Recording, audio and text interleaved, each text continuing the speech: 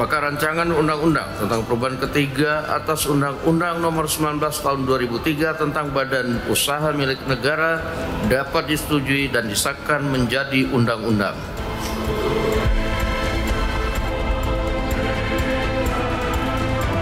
Komisi 6 DPR RI telah melaksanakan pembicaraan tingkat pertama dengan melakukan pembahasan rancangan undang-undang tentang perubahan ketiga atas Undang-Undang Nomor 19 Tahun 2003 tentang BUMN bersama wakil pemerintah yang ditugaskan. Pembicaraan tingkat pertama tersebut berlangsung secara kritis dan mendalam.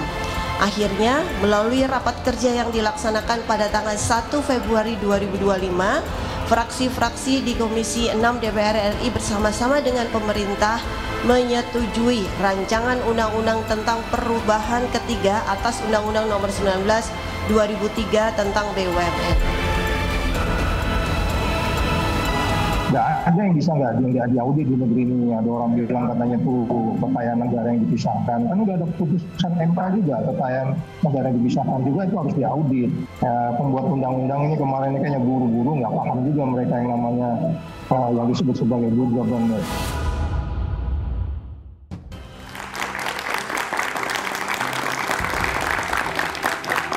Selamat malam. Revisi Undang-Undang BUMN berujung kegaduhan. Sejumlah kalangan menuding regulasi hasil revisi ini berpotensi membuka celah terjadinya tindak pidana korupsi. Kecurigaan ini beralasan karena ada pasal yang menyatakan organ, pegawai badan, anggota direksi, dewan komisaris, dan dewan pengawas BUMN bukan merupakan penyelenggara negara. Sementara Undang-Undang tentang Komisi Pemberantasan Tindak Pidana Korupsi menyatakan KPK berwenang melakukan penyelidikan, penyidikan, dan penuntutan terhadap tindak pidana korupsi yang melibatkan penyelenggara negara. Muncul kekhawatiran Undang-Undang BUMN hasil revisi membuat Komisi Anti Rasuah tak bisa menyentuh pelaku tindak pidana korupsi di tubuh perusahaan plat merah ini. Benarkah demikian? Inilah satu meja The Forum. Undang-undang direvisi, BUMN leluasa korupsi dalam tanda tanya. Dewan Perwakilan Rakyat akhirnya mengesahkan revisi Undang-Undang Badan Usaha Milik Negara (BUMN) menjadi undang-undang.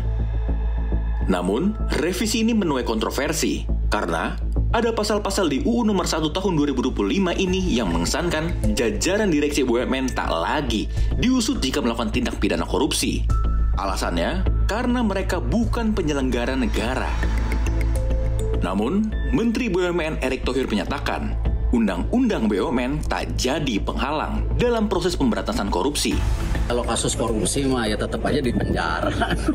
Nggak ada hubungannya lah. Kalau pihak yang melakukan kasus korupsi tidak ada hubungan dengan isu payung hukum bukan penyelenggara. Ya korupsi ya korupsi. Nggak ada hubungannya.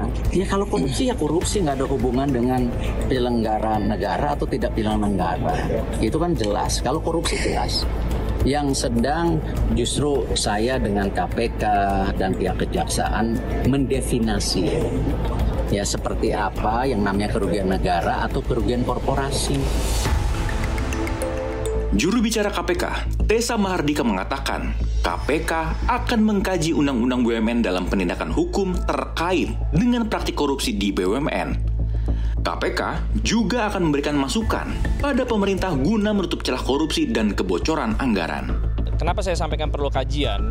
Tentu ini pemerintah dalam hal ini Presiden Prabowo Subianto kan menginginkan yang pertama meminimalisir atau menghilangkan adanya kebocoran anggaran. KPK tentu akan memberikan masukan-masukan kepada pemerintah Bapak Prabowo Subianto. Mana yang perlu ditingkatkan, mana yang perlu diperbaiki. Tentunya hal ini menjadi salah satu concern KPK ya, termasuk salah satunya Undang-Undang BUMN. Mantan Komisioner KPK Saud Situmorang menyebut, adalah hal yang wajar jika dengan disahkannya UU BUMN ini menimbulkan kekhawatiran soal pemberantasan korupsi oleh lembaga anti rasuah. Selain itu, Saud menilai bahwa Undang-Undang BUMN ini sangat bertentangan dengan undang-undang lainnya. Ya itu pasti, dan itu sangat bertentangan dengan undang-undang yang ada lainnya, undang-undang keuangan negara, undang-undang KPK, terus kemudian kalau kita bicara pasal 2, pasal 3 yang sering selama ini dihindari oleh penyelenggara negara, yang menyangkut kerugian negara dan seterusnya. Intinya adalah kalau kita bicara manajemen, kan di situ disebutkan salah satu tujuannya ini kan membuat mereka efisien. Anda kalau bicara efisiensi itu, kalau bahasa yang 45 itu, undang-undang 45 itu bicara keadilan, kemanfaatan, bicara kepastian dan seterusnya. Jadi makanya dari awal ini orang sudah banyak fokus yang melihat undang-undang ini, karena dari awal tuh banyak masalah di dalamnya gitu. Korupsi adalah kejahatan luar biasa yang masih menggerogoti bangsa ini. Semua kebijakan dan aturan perundang-undangan seharusnya memiliki semangat pencegahan dan pemberantasan korupsi, bukan malah berpotensi memberi celah terjadi tindak pidana korupsi. Selain itu, semua warga negara idealnya sama, kedudukannya di depan hukum, tak ada diskriminasi, apalagi jika ia melakukan tindak pidana korupsi.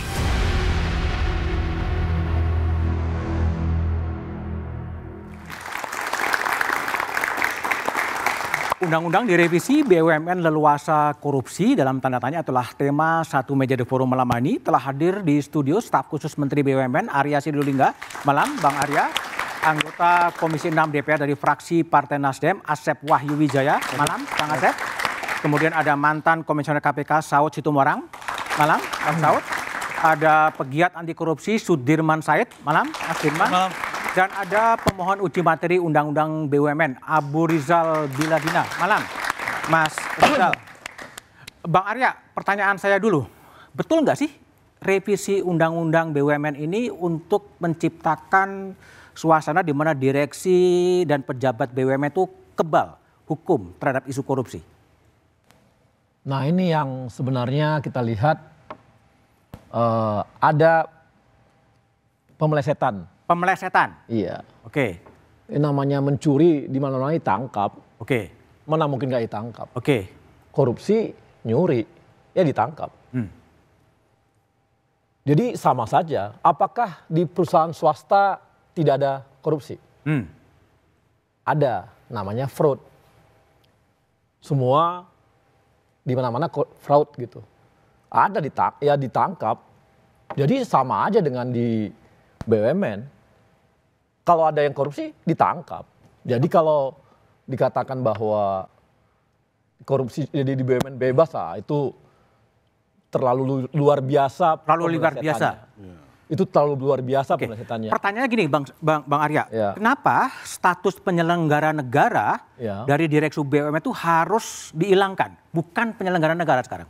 Gini, sejak awal undang-undang itu BUMN sejak dulu udah memisahkan antara kekayaan BUMN sebagai entitas korporasi dengan kekayaan negara. Udah terpisah ini.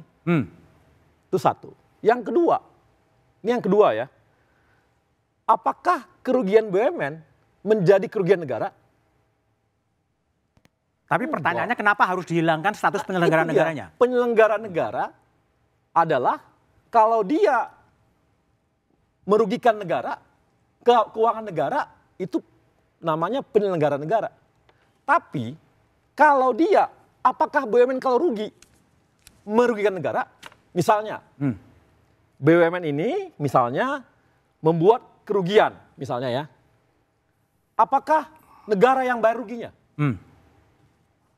Apakah kalau ada sesuatu, apakah negara APBN akan membayar? Kalau misalnya ada kejadian kerugian akibat seseorang penyelenggara di BUMN nih, ya. Kemudian apakah negara yang bayar pakai APBN? Enggak. Uang korporasinya. Baik. Jadi sama seperti di perusahaan swasta. Ketika dia, apakah uang pemegang saham, pemilik sahamnya yang megang? Enggak. Baik. Itu kan sama dengan di perusahaan swasta. Jadi ini sebenarnya sama saja. Oke, baik. Karena terpisah. Kang Asep. Siap. Anda ikut membahas undang-undang itu? Iya. Oke, pertanyaan saya adalah, kalau dulu direksi BUMN itu dikonstruksikan sebagai penyelenggara negara, kenapa sekarang dihilangkan? Sebetulnya tidak ada presiden yang langsung seperti itu, Mas. Jadi secara substansi, Mas Budiman, saya kira, pertama pendekatan korporasi ini berbeda dengan pendekatan birokrasi. Itu Enggak, pertanyaan saya dulu. Kalau dulu dikonstruksikan sebagai penyelenggara negara, kenapa sekarang dinyatakan bukan penyelenggara negara? Tidak ada penegasan begitu, saya kira. Undang-undangnya seperti apa, gitu ya. Tapi secara legalisasi dikatakan begitu. Ini begini. Ini gambar besarnya begini. Kondisi hari ini tidak sesederhana kemarin, kira-kira begitu. Artinya ada perubahan politik hukum? Iya, jadi begini, kita memerlukan satu entitas usaha, produk negara yang bisa lebih agile, menghadapi tantangan, kira-kira begitu kan, itu satu dulu Mas, ya kan? Oke. Satu. Apakah sekarang dengan konstruksi bahwa direksi komisaris bukan penyelenggara negara, berarti direksi komisaris itu tidak harus melaporkan laporan kekayaan kepada KPK? Bisa jadi begitu kenanya. Kok bisa jadi? Iya. Jadi pastinya gimana? Bukan, karena kan tidak termasuk lagi tidak harus melakukan LHKPN. Oh gitu tidak kan? harus? Kenapa tidak harus? Karena bukan penyelenggara negara. Kenapa bukan penyelenggara negara? Nah karena mereka sudah dilepaskan dari sistem pemerintahan di birokrasi negara, Mas. Gitu Mas, itu poinnya ya. Jadi mereka mengelola sebuah sistem, sebuah entitas yang berbeda dengan birokrasi dan pemerintahan. Mereka punya tugas yang khusus, yang menurut lebih agile, lebih taktis, lebih cepat. Kira begitu. Nah, soal kemudian pertanggungjawabannya tadi seperti kata Mas Arya, kan tidak harus semua lapor pada atasan. Mereka harus lapor juga ketika ada Mandiri TBK, BNI TBK kepada pemegang saham. Bagaimana mungkin kemudian entitas itu diberlakukan dengan cara-cara yang sangat birokratis. Saya kira ini penting juga secara substansi. Baik, Saud Situmorang, mantan komisioner KPK. Kenapa Anda lihat? Dan bahayanya apa ketika direksi BUMN itu sekarang dikonstruksikan bukan penyelenggara negara? Ya, saya pikir pertanyaannya segera dijawab ya. Ini pertanyaannya ini kan revisi ini bagaimana korupsi? Kalau saya bilang resikonya semakin tinggi. Resikonya semakin tinggi. Karena gini, kalau kita bicara bisnis, tadi kan bicara bisnis, Arya bicara bisnis, Asep bicara bisnis. Bisnis itu kan yang penting itu kan disebutnya GRC, governance, how to govern, oke. Ya, ada audit di situ, ada BPK di situ di Undang-Undang Dasar 45. Terus kemudian setelah kita bicara governance baru bicara risk. Yang disampaikan oleh Asep dan Arya tadi itu risikonya semakin tinggi karena nggak jelas orang ini pegawai penyelenggara negara atau tidak. Pada bagian lain sudah jelas kalau Anda bicara uang negara, bahkan huruf N di BUMN itu tuh negara. Negara? Iya. Jadi Badan kalau Anda usaha milik negara? Yes, kalau nggak bisa diaudit saya nggak ngerti. Ya kan? Makanya kan tadi pagi kita lihat Bill Gates tuh kayak ketawa-ketawa aja tuh dia baca. Dia mau diajak bisnis tapi ketidakpastiannya tinggi. Jadi governance, risk, baru bicara compliant. Resiko compliant patuh terhadap undang-undang itu sangat tinggi. Jadi sebabnya teman-teman mengatakan judicial review itu kalau MK-nya, logika, nalar, argumentasinya tinggi, ini ditolak ini undang-undang pasti. Terlebih di pasal-pasal yang menjelaskan bahwa mereka bukan penyelenggara negara lagi. Uang negara ini Pak, ini bukan uang nenek moyang kita gitu loh. Jadi praktis dia harus diaudit. Sedangkan di Emang sekarang nggak bisa diaudit? Pasal 21 itu di BPK tidak menunjukkan ada peran di situ. Oke, silakan Bung Arya jawab. Gini, apakah di swasta tidak ada audit? Enggak, ini ngomong BUMN ya? Saya itu sama perusahaan. Apakah di swasta nggak ada audit? Apakah di swasta tidak ada korupsi? Apakah di swasta kalau tidak ada KPK masuk, apakah di swasta tidak bisa ditangkap orang yang korupsi? Apakah di swasta tidak ada fraud? Banyak sekali perusahaan swasta yang terkena fraud ditangkap juga. Oke. Apakah nggak bisa? Itu kan saya rasa Bang Saud konyol kalau mengatakan bahwa perusahaan itu kalau bukan pejabat negara maka akan bisa korupsi. Di swasta terjadi. Ada audit, memang kita di BUMN nggak ada audit. Ada audit. Bahkan auditor di BUMN adalah audit. Sudah baca Undang-Undang 1 2025 itu isinya tentang audit. Gini. Apa tentang audit? Coba jelaskan. Sebentar dulu. Apa isinya? Sebentar dulu. Enggak, tentang audit apa dia bilang? Sebentar dulu. Saya belum selesai ngomong. Enggak, supaya lu spesifik. Saya bisa ngomong. Karena kita bicara tetap governance, risk, dan compliance. Emang swasta tidak bisa government?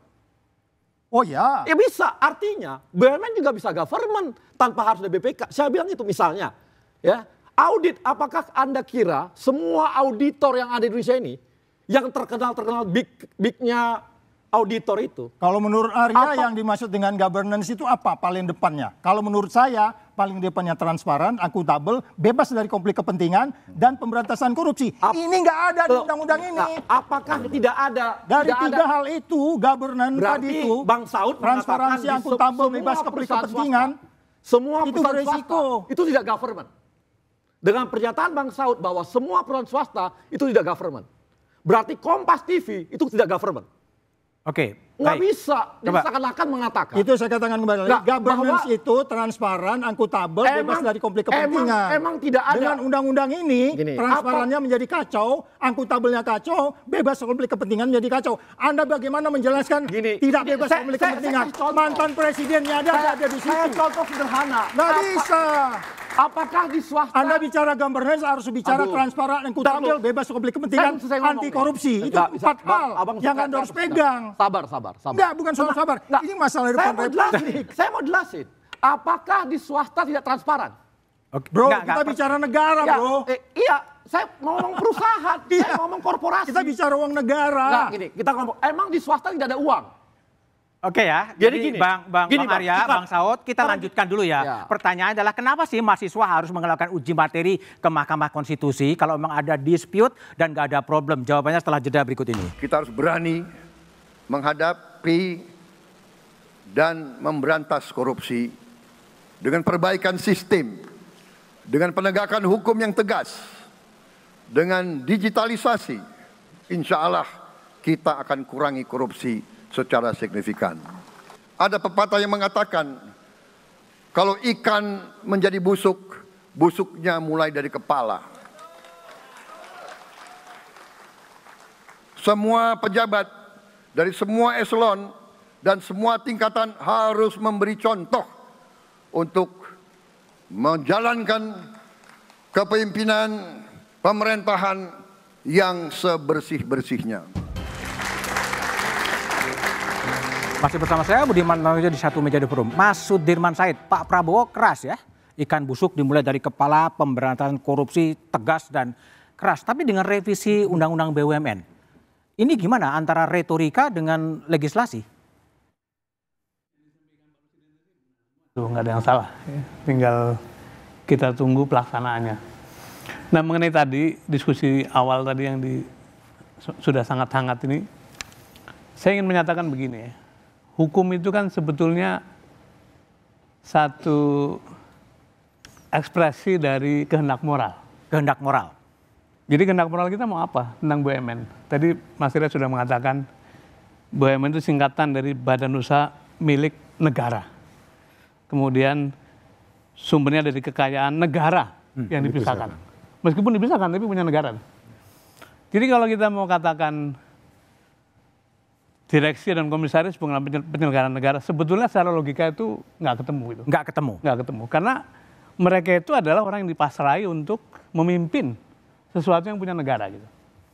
Nah sekarang begini, apakah dengan bukan menjadi penyelenggara negara akan menyelesaikan masalah? Menurut saya kok tidak. Pertama, saya pernah memimpin BUMN, biasa aja tuh, nggak ada masalah. Asal memang kita tidak punya niat busuk gitu ya. Jadi mau penyelenggara negara mau bukan, kalau memang tidak korup ya tidak korup aja. Ya. Yang kedua begini, sebetulnya masalah kita apa sih? Kan kira-kira tuh dalam semangat untuk sejauh mungkin membebaskan diri dari perangkat hukum, dari kerumitan birokrasi segala macam. Caranya banyak. Dan menurut saya bukan dengan cara makin jauh menghindari jerat hukum, tapi dengan cara meningkatkan profesionalisme. Tadi dikatakan Pak Presiden, ikan busuk dari kepalanya. Kalau komisarisnya waras, direksinya waras, menteri BUMN-nya benar, nggak ada soal mau jadi penyelenggara negara atau bukan. Jadi sebetulnya saya juga terus bertanya ketika isu ini muncul, kenapa ya kok tiba-tiba ada semangat untuk sejauh mungkin tidak menempatkan diri sebagai penyelenggara negara. Nanti lama-lama bupati kita sebut bukan penyelenggara negara aja gitu. Mau begitu? Sama yang diurus aset negara kok gitu. Jadi menurut saya kita mesti kembalikan pada kehendak moral kita apa sebetulnya. Kalau kehendak moral kita adalah mengurus segala sesuatu yang milik rakyat, milik negara dengan penuh amanah, semakin banyak rambu-rambu semakin aman. Bukan dengan semakin mengurangi rambu-rambu. Karena tadi yang dikatakan tadi, Ini resiko. Kalau tadi Pak Arya bicara soal swasta sama pemerintah. Iya betul, tapi yang sedang kita urus adalah soal punya rakyat, punya negara. Dengan begitu, apa sih bedanya ngurus swasta sama negara? Ya memang kita bertanggung jawab pada publik. Karena itu tadi, semakin banyak orang beramu, makin baik, makin bisa hati-hati, dan makin aman punya rakyat itu. Jadi menurut saya kita mesti kembalikan sebetulnya niat dari... Niat ya? Yang kedua ada masalah begini. Yang menjadi sumber kecurigaan itu kan, ini barangkali adik kita nanti bisa menjelaskan, prosesnya itu seperti terburu-buru. Meskipun ada yang mengatakan sudah lama diproses, tapi itu kan kemarin pertama terburu-buru, yang kedua tidak cukup partisipasi publik. Sehingga kemudian menimbulkan pertanyaan ini sebetulnya ada apa gitu. Bahwa memang ada beberapa kasus yang sifatnya eksepsional, orang tidak nyolong tapi kemudian dihukum gara-gara polisi, itu menurut saya satu eksepsi yang bisa dicari jalan keluarnya, tapi bukan dengan cara menggebiau ya. Gara-gara BUMN itu dipimpin penyelenggara negara maka begini, enggak begitu. Menurut saya orang dihukum karena memang bersalah. Korupsi. Gitu. Karena bersalah. Jadi bukan karena dia statusnya penyelenggara negara. Jadi menurut saya itu harus ada satu pemikiran ulang dan saya kira baik apabila nanti diurus oleh MK gitu ya. Kemudian nanti kita bersama-sama mengingatkan publik seperti apa. Gitu. Kang Asep, bentar, Kang Asep, apa sih kehendak moral? Ya, kenapa kemudian DPR bersepakat mengeluarkan itu dari entitas penyelenggara negara sebetulnya? Tadi saya sampaikan Mas Budiman bahwa kondisi hari ini membutuhkan satu entitas usaha yang barangkali lebih agile dan adaptif, itu satu. Nah, kondisi kemudian di mana kita memerlukan satu entitas baru gitu ya, kan yang jadi isu di situ sebetulnya. Ada RUU BUMN, di situ kemudian muncul Danantara, lalu kemudian seolah-olah di situ juga tercantum secara eksplisit Direksi Komisi Pengawas bukan sebagai penyelenggara, maka seolah kemudian digeneralisir. Wah ini kayaknya ada sesuatu nih. Padahal bukan itu basisnya. Hari ini bayangkan Mas, agenda hilirisasi banyak sekali yang belum tercover. Gitu kan. Kita itu harus dengan mengeluarkan itu dari konstruksi penyelenggara negara. Kan isunya bukan semata-mata itu. Kan tadi di judul jelas tuh. Apakah direksi komisaris pengawas misalkan begitu bisa nggak kena korupsi? Bisa. Bisa. Tidak kebal hukum mereka itu. Oke, baik. Itu poinnya. Mereka tidak kebal hukum. Kata Mas Dirman, mau penyelenggara negara, mereka mau bukan, mereka tidak kebal hukum. Tidak kebal hukum. Bang Saud, nggak kebal hukum. Kenapa? Kemudian KPK juga seakan-akan ketakutan gitu loh, dikeluarkan dari penyelenggara seakan-akan nggak bisa disentuh. Mas Budiman, di negeri ini yang belum diatur apa? Apa yang belum diatur di negeri ini? Kemampuan kita menjalankan aturan itu yang bermasalah. Pasal 2, pasal 3. Banyak orang bahkan itu minta dihapus. Pasal 2, pasal 3 itu bicara penyelenggara negara. Apakah dia itu perbuatan curang atau apapun bentuknya, negara rugi di situ. Nah kalau bicara KPK, karena kita malam ini bicara KPK juga, bicara kerugian negara itu harus dihitung oleh BPK. Itu yang atau BPKP dan seterusnya. Jadi saya katakan kembali lagi, apa yang terjadi sekarang ini resikonya menjadi lebih tinggi. Apa yang disampaikan Pak Asep tadi itu bahwa ada situasi baru apa Kang Asep yang mau kita ubah? Situasi barunya adalah indeks persepsi korupsi 37 mau kita naikkan ke 60 supaya mimpi Prabowo pertumbuhan ekonomi 8% bisa tercapai. Oke, baik. Itu Bung Arya, silakan. Niatnya sebetulnya apa sih? Gini, saya sebelum sampai ke niat gitu ya. Tadi kan ngomongin tadi Bang Sudirman Said mengatakan bahwa ini kok tiba-tiba ini udah 3 tahun kok. 3 tahun? Iya. Oke. 2016. Buktinya apa? Ini makanya saya bilang udah 3 tahun. Kenapa? Karena memang ini udah lama disiapkan. Kenapa lama disiapkan? Bukan karena ada Danantara ya? Enggak ya? Iya, ya. BUMN dari 144 BUMN tahun 2019 itu sekarang tinggal 41 BUMN. Merger, holding dan sebagainya. Yang nantinya bisa jadi 30, bisa. Dan itu nanti akan jadi holding besarnya ada. Dan sekarang namanya Danantara. Jadi secara struktural pun BUMN itu udah siap sebenarnya untuk menjadi sebuah holding besar. Jadi nggak gampang dan itu nggak mungkin buru-buru membuat merger itu nggak mungkin buru-buru. Perusahaan di merger susah banget. Dari 144 BUMN tinggal 41 BUMN. Itu proses selama 5 tahun dan dalam proses ini dibikinlah undang-undang itu bersama teman-teman DPR. Minta maaf ya, saya potong. Silakan. Jadi yang saya persoalkan tadi bukan proses penggabungan BUMN itu kita tahu lah cukup lama dan kita apresiasi. Tapi proses pembuatan undang-undangnya, menyusun revisi itu kan baru dimasukkan kapan dan dalam waktu singkat tiba-tiba diketok. Itu yang jadi persoalan ya. Nah ini karena nggak tahu Bang Sudirman Said nggak tahu sejarahnya. Sejak awal ini periode sebelum Bang Asep malah. Iya, carry over kita. Itu carry over. Berarti Bapak mengaku ini carry over? Iya. Tapi saya dapat di SK 64-nya ini, bisa di zoom mungkin, di SK DPR, di nomor 109 itu tidak ada keterangan carry over di BUMN. Maksudnya apa tuh? Tidak Ini ada di carry SK over, DPR. DPR Gini, tidak carry over. soal DPR, Hal baru kan? Itu kan soal gini, Mas. Itu soal kepentingan. Artinya apa? Ketika ada kebutuhan, negara lebih penting, maka ada yang didahulukan namanya. Bisa aja seperti itu. Masa kita hanya formalitas saja? Kalau formalitas nggak boleh formalitas ya? Berarti Iya, Bapak jangan bukan formalitas. Artinya gini, Bang. Artinya bahwa itu dari dulu ada notulensinya semua. Anda kalau ke DPR, itu Komisi 6 tahun 2019-2024 sudah mengerjakannya. Ada semua notulennya. Silakan ke DPR. Itu kami yang sama-sama mengerjakannya. Jadi itu sejak 2 tahun 3 tahun lalu yang tidak selesai pada saat Pak Jokowi. Dan sekarang diproses itu. Soal dia nggak dimasukkan dalam itu adalah ini kan soal mana ini kayaknya sekarang jadi penting nih, diutamakan lu. Makanya diutamakan. Tapi lihatlah, coba Anda, saya berani jamin sama Anda. Saya taruhan sama Anda pun berani. Berapapun berani saya berani taruhan. Bahwa itu sejak 2019. Anda copot UI Anda, saya copot staf khusus saya. Saya berani. Baik. Bahwa itu sejak semester periode yang lalu. Saya berani. Tapi tahu kan Bapak bahwasanya untuk menjalankan undang-undang dari pergeseran prolegnas sebelumnya itu harus ada carry over. Namun di periode baru ini tidak ada keterangan carry over. Gini Mas, itu namanya di pemerintahan itu ada yang namanya penting. Ketika penting ya bisa dibuat. Tapi saya berani jamin, saya aja Anda berhenti dari UI, saya berhenti dari staf khusus. Saya jamin. Ayo. Berhenti. Ya. Oke ya, kita coba baik, Bang Arya. Kita coba dengar tanggapan lebih jauh dari Rizal setelah jeda berikut ini. Masih bersama saya, Budiman Tanurjo di Satu Meja The Forum. Saya ke Abu Rizal Biladina, mahasiswa semester 4 Fakultas Hukum Universitas Indonesia. Rizal, kenapa Anda kemudian mengajukan uji formal ke Mahkamah Konstitusi? Jadi di sini saya berdua mengajukan uji formil sama teman saya Bima Surya. Kami teman sekelas dan juga seangkatan. Di sini berawal dari ketika saya gugat Undang-Undang TNI. Di situ saya menemukan bahwasanya ada pola yang sama ketika pengesahan Undang-Undang BUMN. Bahkan lebih parah mungkin bisa dibilang. Di situ kita menemukan fakta hukum tuh ketika saya menonton podcast dari Prof. Sulis di Prof. Topo bahwasanya beliau tuh diundang tanggal 23 untuk jadi RDPU di tanggal 23 Januari. 23 Januari itu mendapatkan undangan untuk menghadiri RDPU di tanggal 30. Lalu di tanggal 28 itu Prof. Sulis mendapatkan 5 halaman atau poin PDF 10 pembahasan, diantaranya membahas Danantara dan 2 poin pengawasan DPR kepada BUMN.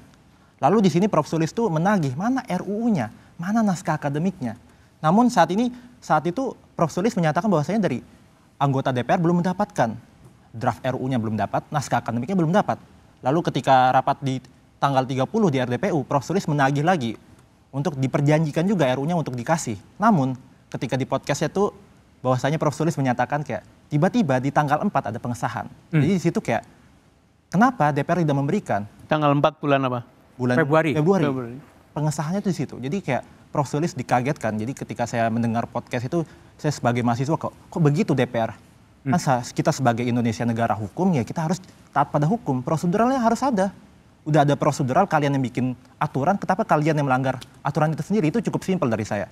Di situ akhirnya saya berdua sama Bima Surya mengajukan permohonan ini ke MK, tepatnya pada tanggal 8 April. Di situ kita mendalilkan bahwasanya ada asas keterbukaan itu dilanggar. Yang mana warga negara Indonesia itu setidaknya mendapatkan draft RUU atau enggak naskah akademik sampai saat ini tidak ada akses, tidak ada keterbukaan dari DPR.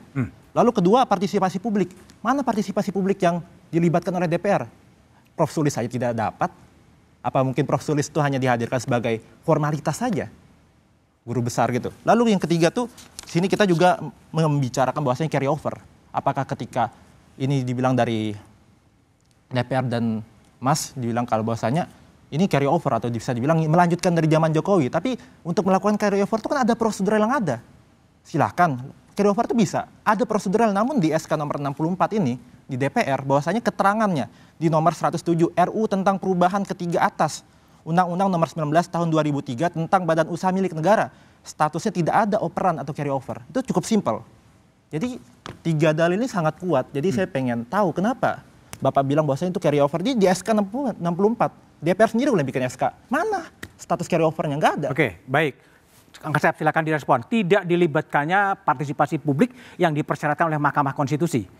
Mas Budiman dan adik-adik mahasiswa, pertama saya memahami saat itu, saya juga mengalami saat itu, naskah akademik ada, draft juga ada. Oke, ya. DPR ya? DPR. Oke, DPR Tetapi, ada. Ada, tetapi memang yang kita bahas itu yang di ujung, setahu saya begitu. Jadi saya memahami dengan begitu maka carry over. Sederhana kan? Dan ketika cek tempat itu juga sama. Jadi saya juga pernah jadi mahasiswa hukum kira-kira begitu Mas. Nggak mungkin dalam waktu yang dekat gitu ya, tiba-tiba kita bahas semua total, ini nggak mungkin. Tidak logik. Nah, ketika saya cek kepada para asesor yang lebih dulu masuk DPR, ini memang sudah lama kita bahas. Bahkan mereka sudah kemana-mana. Artinya bahwa dengan begitu saya berasumsi baik Bro Sujon, proses transparansi sudah selesai. Sudah selesai. Diskusi publik sudah selesai. Dengan siapa saja? Ya mungkin yang dulu kan mungkin sangat banyak sekali. Dengan kita juga ada. Dengan dulu yang waktu periode sebelum juga ada. Saya juga ada. Kira-kira begitu ya, dengan pakar. Dan memang dibuat cepat. Karena tadi itu hanya beberapa item saja yang kita bahas. Gitu loh Mas. Tapi gini, pertanyaan dari Rizal tadi, seorang Profesor Sulistiawati Irianto diundang RDPU ke Komisi 6, tapi tidak pernah dapat draftnya, tidak pernah dapat RU-nya, tanggal 23, untuk tanggal 30, dan kemudian tanggal 4 diketok. Itu gimana penjelasannya? Saya pastikan Prof. Sulis bukan minta ke saya. Bukan apa? Bukan minta ke saya draft itu. Bukan minta? Bukan minta ke saya. Oh harus minta ke Asep? Bukan. Kan ada pimpinan, karena begitu kan gitu. Oke. Paling begitu mekanismenya Mas. Oh. Kira gitu loh. Jadi mekanismenya gimana kalau mau minta draft RU itu? Kan terbuka biasa tuh. Hah? Iya kan? Kan biasa aja minta draft, minta naskah akademik segala macam begitu kan gitu. Oh. Nah saya case-nya itu tidak tahu sampai sejauh itu. Oke, saya bertanya ke Bapak. Misalkan Prof. Sulis saya harus minta ke Bapak, saya harus minta kepada siapa? Bukan. Saya warga sipil tuh minta kepada siapa? Bukan begini maksud saya itu. Dalam konteks tadi itu kasusnya adalah Prof. Sulis kan minta dan nggak diberikan. Saya kan secara kasuistis, faktanya kan tidak tahu seperti itu kan. Waktu Prof. Sulis ada, Kang Asep ada? Ada juga. Ada. Ya kan cuma poin-poin pendek aja. Bahas ini kan gitu. Ada 3 atau 4 orang tuh kalau tidak salah. Yang kemudian menyampaikan paparan. Jadi kalau persisnya untuk kemudian hari, ketika ada orang RDP yang mau minta draft RU itu mintanya ke siapa? Kan yang menghubungi staf. Oh, minta ke staf. Kan yang kemudian memimpin kan juga pimpinan komisi. Oh. Pimpinan panja waktu itu kira gitu kan. Ya silakan dengan mereka. Oh, di website DPR tuh memang nggak ada ya? Kenapa? Di website DPR memang nggak ada ya? Saya kurang tahu misalnya. Oh, oke. Tapi kita terima semua. Jadi menurut saya tuh, nah memang itu satu hal. Nah yang kedua Mas, pernah ada kasus. Ini kita bicara ya, menurut saya itu, ternyata yang menyebar di luar beda dengan produk kita. Loh? Ada juga begitu Mas? Ya kenapa nggak DPR yang membuka saja? Bukan, kita juga malah sempat melakukan verifikasi. Ini produk siapa nih? Kita mau keluarkan, tiba-tiba atau disengaja di strike itu? Enggak ya? Enggak. Kita malah jadi confuse sendiri, jadi gitu loh. Jadi ini supaya clear juga ya posisi bahwa yang kita bahas itu memang poin-poin akhir, kira-kira gitu Mas. Dan tidak banyak. Dan saya juga memahami dengan kondisi hanya 10 item misalkan, bisa dengan sebulan, bisa dengan seminggu, bisa 2 bulan itu. Bisa 2 jam? Enggak lah, enggak ya? Lebih. Kan secara real kan juga lebih dari Bang Saud, gimana Anda respon nih ada problem nih, yang di RDPU kan tidak dapat bahannya, tapi karena nggak minta, kira-kira gitu gimana nih sebenarnya? Ya kalau kita mau sedikit membaca bagaimana negara lain atau bagaimana filosofi membuat undang-undang itu, ada yang disebut sebagai meaningful participation. Ya, putusan MK juga. Ya, jadi semua itu mesti dibawa, idealnya nggak ada satu rakyat pun yang nggak boleh tahu. Jadi minimum participation itu kan kita udah dengar tadi, ada seorang profesor, either itu dia diundang atau nggak diundang, dia di situ dia harus dijelaskan. Nah kemudian kita berdebat tadi kan dijelaskan oleh Arya bahwa ini sudah lama gitu. Udah lama malah kita nggak tahu gitu. Kalau saya undang-undang perampasan aset itu dari tahun 2003. Udah lama juga. Wah itu saya tahu Pak, karena aku di BIN waktu itu, saya baca itu. Tapi kan Saud Situmorang, yang lain kan nggak baca. Jadi meaningful participation itu sebenarnya tanggung jawab siapa? Ayo. Siapa? Yang pembuat undang-undang dong, either itu inisiatif pemerintah atau inisiatif DPR. Karena ini dua pihak ini harus bertanggung jawab terhadap minimal participation. Jadi semaksimal mungkin masyarakat berpartisipasi, itu kan filosofi yang harus dipegang. Sehingga kemudian kan pertanyaannya, kok kayak gini ya disembunyi-sembunyiin sampai ada pasal. Ya pasalnya gitu banyak Pak. Yang dibahas cuma berapa menit tuh. Coba pasal gitu banyak tuh. Kan itu kata per kata harus dijelas. Jangan-jangan Kang Asep juga nggak tahu tuh bahwa ada pasal yang mengatakan dia bukan penyelenggara negara. Nggak dibaca kali sama Kang Asep juga. Tahu. Baca ya? Cuman Bapak anggap itu nggak penting gitu. Bukan. Ini bisa mungkin Mas ya? Ya silakan. Izin. Jadi saya memahami bahwa itu menjadi relevan ketika kemudian pendekatan korporasi tadi itu. Satu, kemudian tradisi, budaya, struktur organisasi perusahaan itu berbeda dengan sistem organisasi di pemerintahan. Itu bukan soal rezim berubah ya, enggak ya? Rezim enggak ya? Ini hanya bagaimana kemudian kita mampu menjadikan BUMN itu lebih adaptif, lebih agile, lebih taktis dan semacam. Iya. Gitu ya, gitu Mas ya. Iya. Nah itu harus betul. Tetapi sekali lagi, kalau kemudian kita katakan bahwa ini bisa nggak kebal hukum nggak? Tidak kalau hukum. Nah itu Kang Asep, itu makanya kalau disebutnya hukum itu logika, nalar, dan argumentasi. Itulah meaningful participation yang penting. Karena pikiran orang banyak yang disebutnya wisdom crowd, orang makin banyak tuh makin wisdom. Kalau kamu cuma 400 orang atau 300 orang aja, pasti kecenderungannya wisdom crowd-nya nggak ada. Itu akademik itu wisdom crowd itu. Jadi makin banyak orang mikir makin bagus, makanya istilahnya meaningful participation. Jadi jangan ditutup-tutupin gitu loh. Kalaupun ada kegagalan katakanlah lewat 1, 2, 3 pasal, enggak kok, kita udah buka. Kita udah ngajak semua NGO kita panggil, anti korupsi kita panggil, ahli BUMN kita panggil, ahli pajak udah hadir di sini. Pasti akan kamu nggak ngomong waktu saya undang kan gitu. Kalau sekarang kan nggak bisa kayak gitu. Karena orang yang punya kompetensi di situ nggak diajak untuk bicara, untuk sumbang saran, untuk menghasilkan BUMN yang benar-benar kompetitif gitu loh. Kan itu tujuannya. Oke, baik. Mas Dirman Said. Sehingga setelah revisi undang-undang itu jadi goal dan kemudian sedang diuji materi oleh Rizal dan kawan-kawan, siapa sih sebetulnya akal diuntungkan dengan revisi BUMN itu? Tapi jawabannya setelah jeda berikut ini.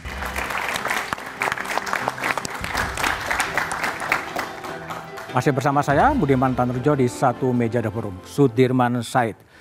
Setelah undang-undang BUMN disahkan meskipun terjadi pro dan kontra yang meluas, siapa yang akan mendapatkan keuntungan dengan disahkannya undang-undang BUMN? Sebelum ke sana ya, jadi ada dua isu yang membuat suasana ini menjadi penting untuk kita perhatikan. Nomor satu memang presiden selama pemerintahan Pak Jokowi di ujung itu, ada banyak undang-undang yang diproses dengan cepat, agak ngumpet-ngumpet, dan tidak membuka meaningful participation. Itu ada undang-undang Cipta Kerja, ada undang-undang Minerba, ada undang-undang revisi korupsi, anti korupsi juga ya. Undang-undang KPK. KPK juga begitu. Jadi itu menimbulkan persepsi publik bahwa ada kejadian-kejadian di mana undang-undang yang krusial yang harusnya diketahui publik kemudian dihindarkan dari partisipasi. Yang kedua memang pasal-pasal yang krusial yang tadi menyangkut penyelenggaraan negara ini memang harusnya dibuka wacana seluas-luasnya. Karena coba bayangkan ya kalau lihat pasal 9 itu dikatakan direksi komisaris bukan lagi penyelenggaraan negara. Kemudian ada pasal juga dibebaskan dari tuntutan dan hukum karena kalau ABCD itu sesuatu yang harus dipahamkan ke publik dulu baru kemudian bisa diketok seperti tadi Bang Saud katakan. Itu dua hal. Pertanyaannya tadi siapa yang diuntungkan? Tentu saja orang-orang atau pihak yang meminta supaya pasal ini dirubah gitu. Yaitu siapa? Mungkin sebagian orang betul-betul karena merasa keberatan karena saya tidak salah kok dihukum. Itu kita pahami. Tapi yang bahaya adalah kalau dorongan itu didasari pada niat jahat atau mens rea. Yaitu kemauan ingin membuat keleluasaan sehingga kontrol yang semula berlapis-lapis kemudian dihilangkan itu. Itu menurut saya bahaya. Jadi saya ingin mengingatkan kembali bahwa Badan Usaha Milik Negara, BUMN singkatan dari Badan Usaha Milik Negara. Kemudian Pak Arya tadi mengatakan sumbernya dari kekayaan negara yang dipisahkan. Meskipun dipisahkan dia punya negara. Jadi apapun caranya mereka adalah yang mau ngurus BUMN ya namanya penyelenggara negara gitu. Kalau tidak mau jadi penyelenggara negara jangan ngurus BUMN. Oke. Itu menurut saya itu harus ada satu clear cut seperti itu. Baik. Perkara governance sama di mana-mana ada governance, tapi yang kita bicarakan adalah domain publik. Baik, oke. Bung Arya silakan. Gini, komentar. Seperti yang dikatakan kalau proses, bahwa ini sudah lama. Lama, oke. Ya karena saya juga kan bukan kebetulan di pemerintahan sebelumnya juga saya ada di sana gitu. Jadi prosesnya yang dilakukan oleh DPR itu udah kita ikuti sejak lama. Kami prosesnya terus dilakukan dan itu dari inisiatif DPR terhadap itu gitu ya, dan itu udah lama. Udah 3 tahun kayaknya prosesnya. Jadi Sekarang itu memang yang ini tinggal di ujung sebenarnya, tinggal di ujung dan dilihat dari kepentingannya. Soal tadi dia nggak masuk, mungkin pada saat itu, karena gini, di balik itu mungkin ya menurut DPR kan tahu juga, kadang itu kan usulan dari komisi ya. Nah mungkin dari komisi merasa bahwa ini mungkin tahun ini enggak, mungkin pada saat itu asumsinya. Tapi ternyata ada kebutuhan, setelah proses ada kebutuhan, apalagi ada Danantara dan sebagainya, sehingga itu masuk gitu ya. Tapi udah 3 tahun sebenarnya udah diproses gitu ya. Kemudian yang kedua, undang-undang ini tidak menghilangkan yang namanya orang kalau korupsi nggak ditangkap. Nah ini tolong kita jangan membuat sesuatu yang nggak benar gitu. Siapa yang nyuri ditangkap, siapa yang nyuri ditangkap, kan gitu. Kalau dibilang bahwa ini pengawasannya kurang, siapa bilang? Karena apa? Sekarang Danantara itu punya namanya Dewan Pengawas. Oke. Yang dulu nggak ada. Di Dewan Pengawas Bang, itu ada BPK. Ada BPK sini, ada BPKP juga di sini. Di Dewan Pengawas nih, ada strukturalnya itu. Dilibatkan juga. Jadi kalau dikatakan berkurang, enggak. Untuk ngauditnya. Kemudian, coba lihat strukturnya. Kemudian apa? Pokoknya kalau Anda nyuri di BUMN, Anda ditangkap. Ada satu yang memang jadi persoalan. Yang memang itu jadi persoalan selama ini. Apa itu? Ketika ada sebuah kebijakan diambil oleh direksi, itu tidak ada fraudnya, nggak ada korupsinya, tapi merugikan perusahaan, itu bisa ditangkap. Ini banyak kejadian. Akhirnya apa? Orang nggak berani berinovasi. Saya kasih contoh. Misalnya gini, ini kasih contoh detik. Kita selama ini ribut masalah dwelling time. Apa itu dwelling time? Lama logistik barang di pelabuhan. Di Sorong, dari 3 hari menjadi 1 hari. Itu membuat semua logistik jadi murah. Oke? Nah, dari 3 hari menjadi 1 hari, itu menguntungkan banyak pihak. Tapi merugikan Pelindo. Pendapatannya kurang. Bisa ditangkap. Padahal itu menguntungkan. Dan tidak ada korupsi di sana.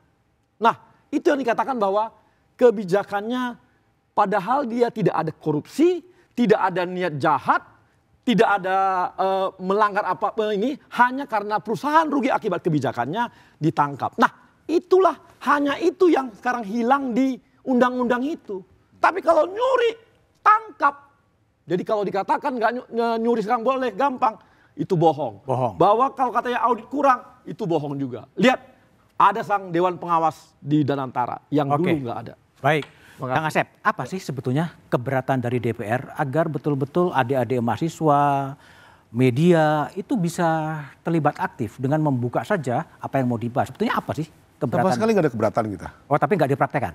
Bukan, maksudnya tetap mengundang kan, tetap mengundang. Tapi kan kemudian kita merasa cukup ketika poin per poin itu tidak begitu banyak. Oh, hanya mengundang aja? Ya kita undang, kita diskusi gitu, beberapa pihak begitu ya. Itu terus kita elaborasi sama-sama. Jadi pakar juga berkontribusi di situ. Tapi Mas Budiman, saya kira begini, tadi saya ingin menyambung dari Mas Said tentang bahwa direksi dilepaskan dari tanggung jawab tindakan korporasi itu di Undang-Undang PT sudah ada. Namanya Business Judgment Rule. Jadi kita mengadopsi itu. Ya. Nah, harus apa? Satu, dia harus hati-hati, ya kan? Dia tidak boleh fraud. Caranya harus benar, sesuai aturan. Kalau dia melanggar itu semua, dia kena delik. Itu loh Mas. Itu clear ya.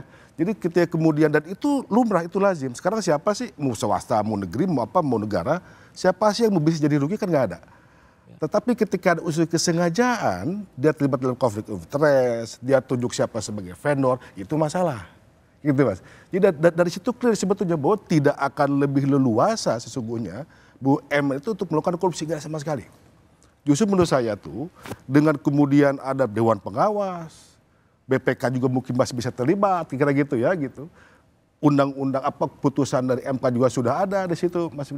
Itu sungguhnya membuka ruang sekali lagi bahwa tidak ada karena akibat undang-undang direvisi BUMN jadi leluasa korupsi. Oke, baik. Rizal, kalau seandainya uji formal ini kemudian berhasil atau tidak, kita tahu, apa yang mau Anda kerjakan sebagai mahasiswa? Oke, jadi kita cukup simpel aja, kayak Bapak bilang kita ajak diskusi. ya sesimpel mana draftnya tuh ditampilkan ke publik aja enggak gitu. Bahkan seorang Prof. Sulis yang diundang RDPU aja nggak mendapatkan naskah gitu. Apalagi saya sebagai masyarakat sipil biasa, mau akses DPR kemana gitu. Teman-teman mahasiswa juga demo nggak ada yang welcome dari DPR gitu. Ya itu yang saya permasalahkan gitu.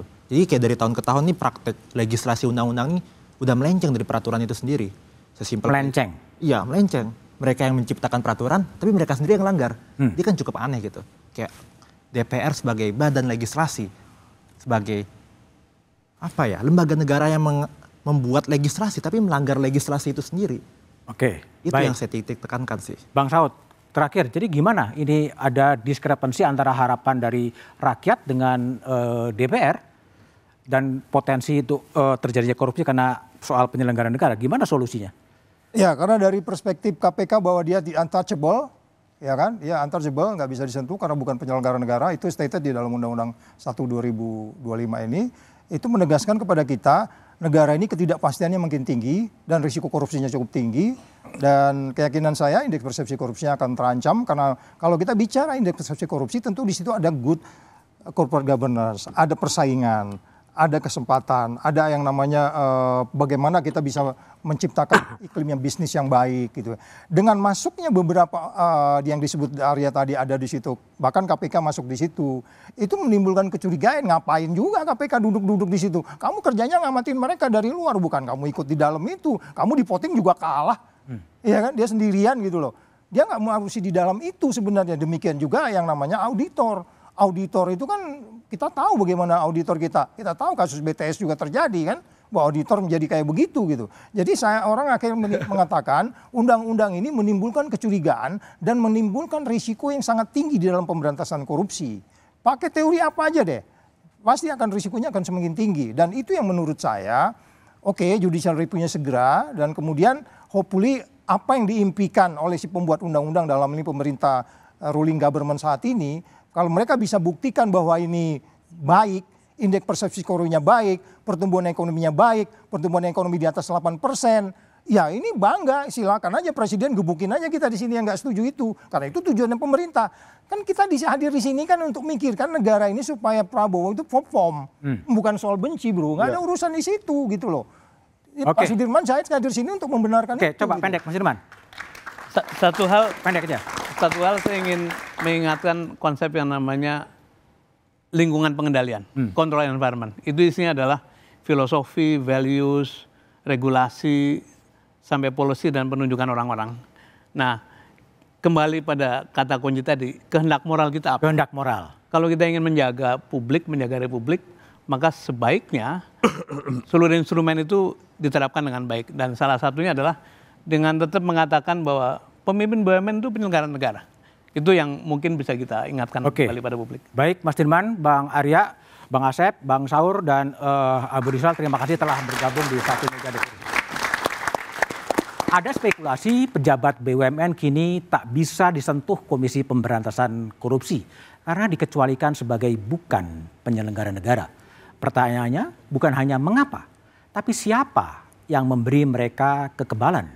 Jawabannya adalah DPR dan pemerintah. Mereka mengesahkan undang-undang BUMN. Mereka pula yang mencabut status penyelenggara negara dari para pengelola uang rakyat. Ini sudah bukan soal hukum semata, ini soal desain kekuasaan. Ketika hukum dibuat untuk melindungi elit dan bukan untuk melayani rakyat, disitulah demokrasi dan negara hukum bisa digerogoti dari dalam. Saya Budiman Tanrujo, Satu Meja The Forum. Tempat kita menjaga agar kekuasaan tetap masuk akal dan hukum tak tunduk pada gelar dan jabatan. Selamat malam dan terima kasih.